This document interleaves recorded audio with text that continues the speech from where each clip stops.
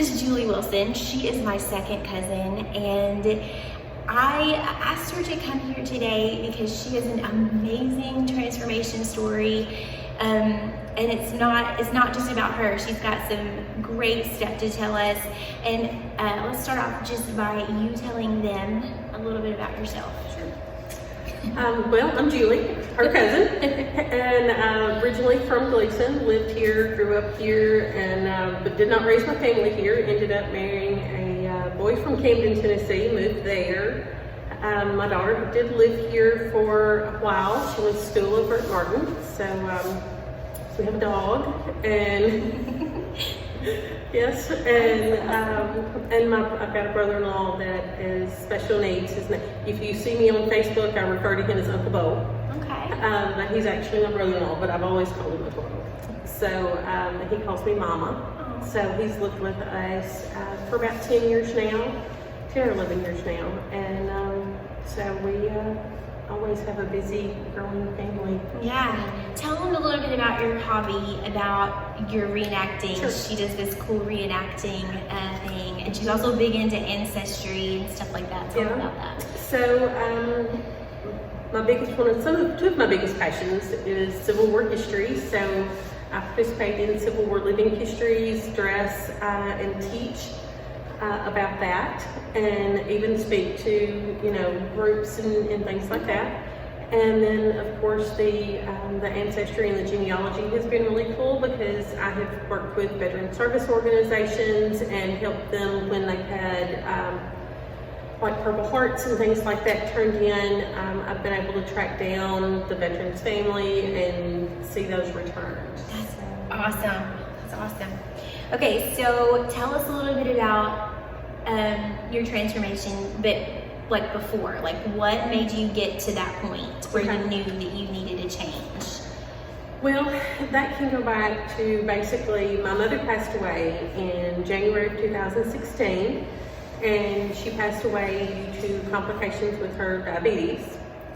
And so, I had that on me. And so when in January of 2017, so we're looking at a year later, of course, I was already morbidly obese, had tried, for years to lose weight. Every diet pretty well failed. Yeah. And of course, that just adds, to you feeling like a failure, Yeah.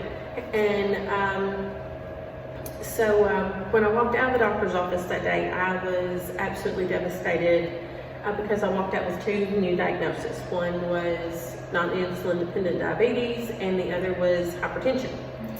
So it was back to the drawing board, try again. Really and truly didn't get anywhere. My joints, especially like my knees, were so inflamed all the time that I couldn't stand to put my hands on them. Oh. Life was just hard. Mm-hmm.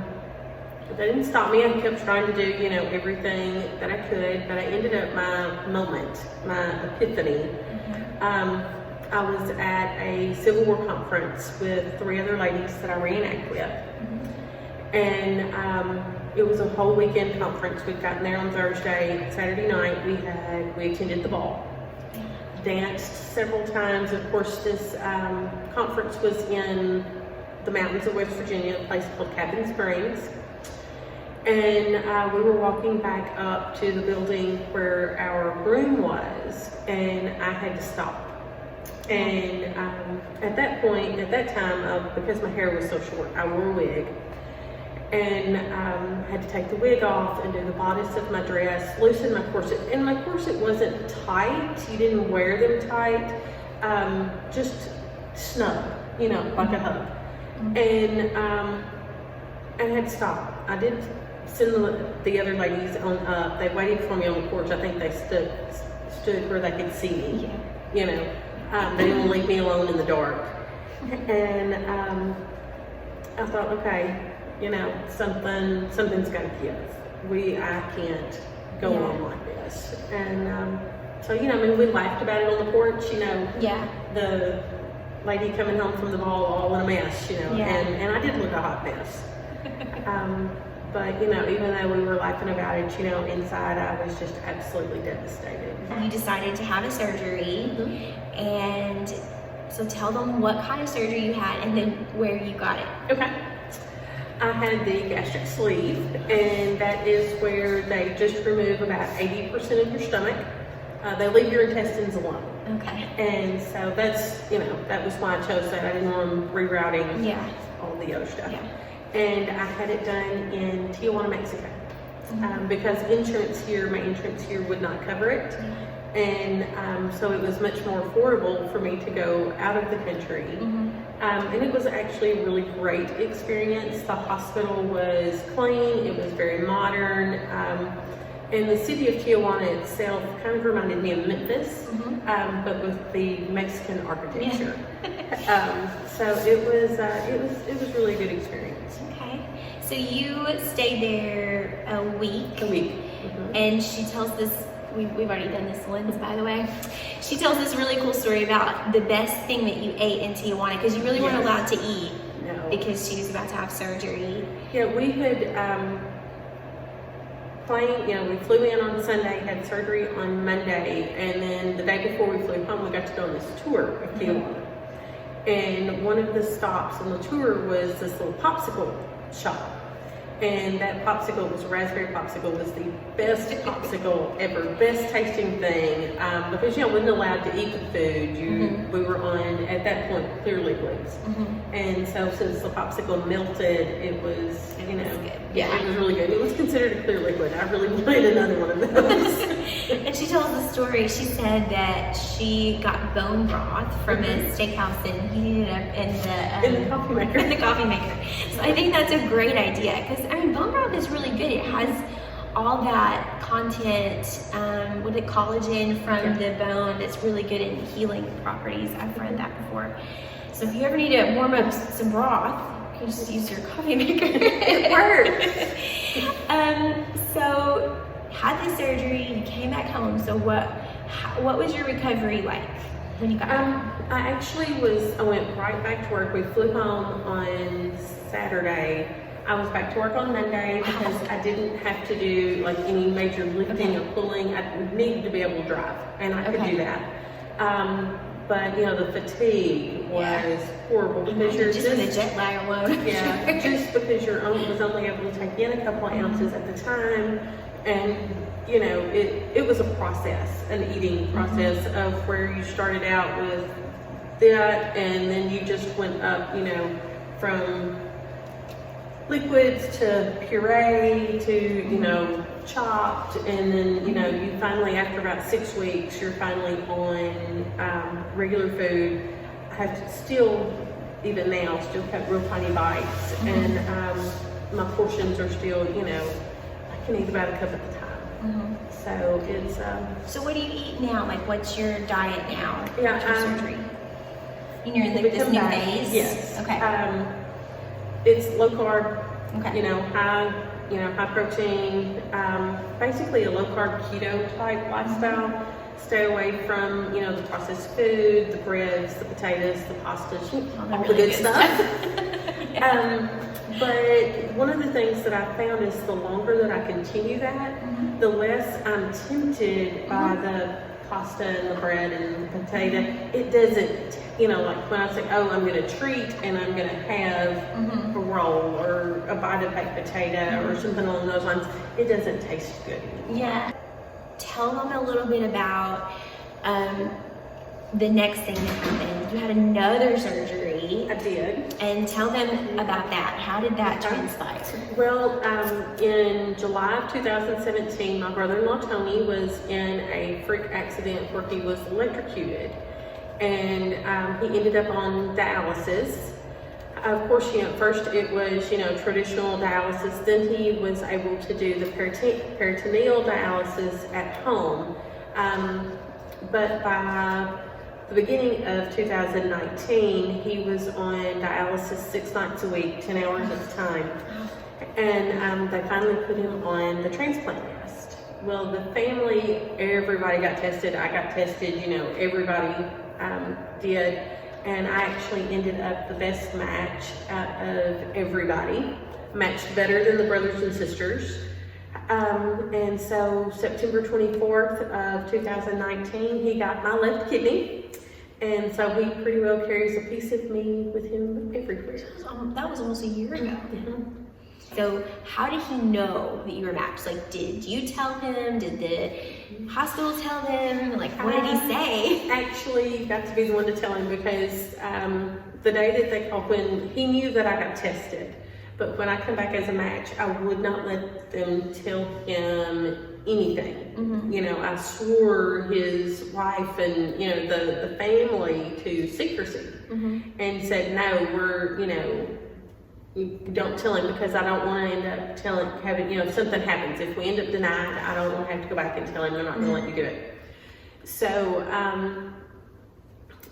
when we finally got through with this months of testing, I mean, they poked and they prodded, and it was not to make sure that I matched, but to make sure that I was healthy enough to donate, and to make sure that I wouldn't have complications from it further down the road. Mm-hmm. And so I was actually the one that got to go tell him. We got to go. He was laid back in his recliner at his house, and so we kind of sat and visited for a little while. And I moved his walker out of the way, knelt down beside him, and he was like, he told his wife, she looks like she's about to propose. You were. Yeah, I was kind of. And I said, well, Tony, I said, do you love me? And he gave me this look like, well, yeah, stupid, you know. And he said, well, yeah. And I said, well, do you love me enough to carry a piece of me with you always? He's like, well, you know, I don't want you told or nothing. And I said, well, how about a kidney? And he was like, are you serious? And I was like, well, yeah, I'm serious. I mean it. And he was like, wow, you know, thank you. Yeah. And so, yeah. So you went and you had the surgery, and what was that surgery like compared to your other one? Oh, it kicked my butt. It was very different than what I expected. I was not anticipating the level of pain. Yeah. But I mean, it was manageable. We had surgery on Tuesday, home on Thursday. I kind of rested that weekend. I ended up off 6 weeks for that one. Doctors wouldn't let me go back. And no, I was off 4 because they told me, well, you could be off 2 more. I said, no, I'm ready to go back. Yeah. So 4 weeks off. That Monday, after I started walking, and it was at first just to the mailbox and back, and then so at week 3 we had a trip to Gettysburg for a living history weekend. And did you put all your stuff on? I put all my stuff on. It was very comfortable. Okay. That didn't hurt. I was thinking about that corset. Yeah, it actually didn't hit where you know my incisions were. It actually felt better to have a little bit of pressure. Okay. And but the big thing, I scared everybody with me. They could have killed me because the guys get to do a march on Saturday afternoon from the Pennsylvania Monument to the National Cemetery, and we retire the colors for the evening. Okay. And so it's a little bit over a mile march, and the ladies are allowed to walk behind, and I did the entire march. Oh my goodness! So at 3 weeks post-op. Wow, that's so cool. So they like to have kicked my tail for that, but and at first I had just said, well, you know, if somebody else is driving, I'll, you know, I'll do at least the half, and you know, I'll ride back. Were you sorry? Like, did it hurt? It hurt, but it was worth it. Yeah, it's kind of like that first hurdle, you know, when I can see that. Well, that's awesome. I think that's awesome that you did such an amazing, selfless thing for your brother-in-law, and not everybody would do that, and I think that's amazing. What a God thing it was for you to have that surgery and to be healthy enough to be able to have the surgery for your brother-in-law, because he probably wouldn't still be here if he didn't have that kidney. I mean, based on what you're telling me. Yeah, I mean, his quality was, I'm not going to say he was close to death. Yeah. I don't think he was there. He just was not. But he didn't have a great quality of life. You know, he was Stuck pretty to well that stuck in machine. Yeah, stuck at home and, you know, tired. He never felt well. Yeah. And he's out running around and driving. And, yes, he wouldn't have been able to do that. Right. That's awesome, awesome. Well, so a lot of people think that when you have a weight loss surgery, they're like, oh, it's a cop out, and I can just get this surgery, and I'll be fit forever, and it's gonna be great, and I can just eat chips, and I can eat yucky, gross, bad for me things, and I don't ever have to worry about things again. And I know that is a huge myth, and you posted about this on Facebook, about it was really just a tool to help you lose weight. And I just think you're awesome. I'm so glad you came. I think you're awesome too. And you've actually given this community a great gift. And, well, thank you. You know, a place for women to come together in judgment-free zone. And, yeah, you know. It's been my pleasure. Thank you.